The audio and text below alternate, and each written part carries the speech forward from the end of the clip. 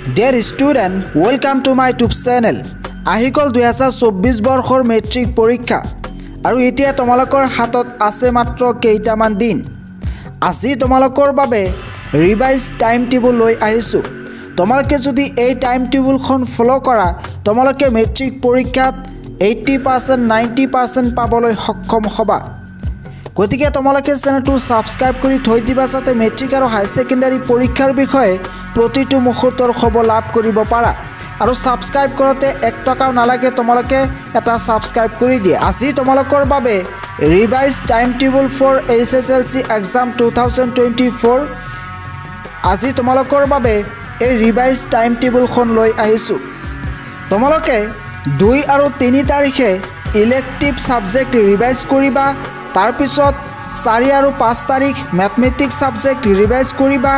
6, 7 আৰু 8 তাৰিখ general science subject revise কৰিবা। 9 আৰু 10 তাৰিখ MIL ৰিভাইজ কৰিবা আৰু 11 আৰু 12 তাৰিখ সোশিয়াল সায়েন্সৰ সাবজেক্টটো ৰিভাইজ কৰিবা। 13, 14 আৰু 15 তাৰিখ ইংৰাজী সাবজেক্ট ৰিভাইজ কৰিবা। আৰু তোমালোকৰ মেট্ৰিক পৰীক্ষা আৰম্ভ হ'ব 16 তাৰিখৰ পৰা। গতিকে তোমালোকে লাষ্টৰ 3 দিন ইংৰাজী সাবজেক্ট ৰিভাইজ কৰিবা। তোমালোকে এই ৰিভাইজ টাইম টেবুলখন মোৰ হোৱাটছআপ গ্ৰুপত পাবা। তোমালোকে হোৱাটছআপ গ্ৰুপত জইন হৈ লোৱা।